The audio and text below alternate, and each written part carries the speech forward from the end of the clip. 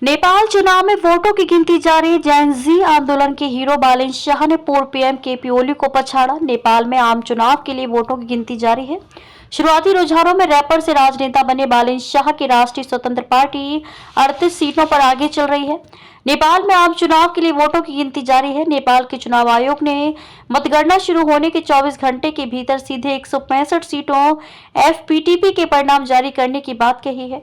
साथ ही ये भी कहा है कि पहाड़ी क्षेत्रों में मतपेटियों को इकट्ठा करके मतगणना केंद्रों तक लाने में कम से कम एक दिन लग जाता है, इसलिए बाकी के चुनाव नतीजे बाद में घोषित किए जाएंगे। 5 मार्च गुरुवार को नेपाल में हुए चुनाव में योग्य मतदाताओं में से लगभग 60% ने अपने वोट डाले थे।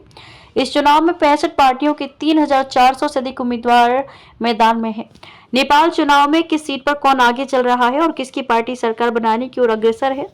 नेपाल में वोटों की गिनती जारी है। शुरुआती रुझानों में रैपर से राजनेता बने बालेन शाह की राष्ट्रीय स्वतंत्र पार्टी आरएसपी 41 सीटों पर आगे चल रही है। दूसरे नंबर पर नेपाली कांग्रेस 4 सीटों पर आगे चल रही है। वहीं केपी शर्मा ओली की कम्युनिस्ट पार्टी ऑफ नेपाल 2 और श्रम शक्ति पार्टी 1 सीट पर बढ़त बनाए हुए है। जहापा निर्वाचन क्षेत्र संख्या 5 में शुरुआती मतगणना के रुझान में राष्ट्रीय स्वतंत्र पार्टी के उम्मीदवार बालेन शाह आगे चल रहे हैं। कमल ग्रामीण नगरपालिका के बसबारी स्कूल मतदान केंद्र ए और बी और गौरादहा ग्रामीण नगरपालिका के मोती स्कूल मतदान केंद्र ए और बी में डाले गए 1400 मतों में से बालेन शाह को 814 वोट मिले हैं।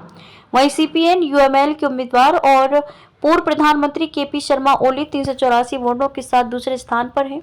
शाह की पार्टी सबसे आगे। नेपाल चुनाव के लिए हो रही काउंटिंग के शुरुआती रुझानों में जैन जी के हीरो बालेन शाह की राष्ट्रीय स्वतंत्र पार्टी सबसे आगे चल रही है।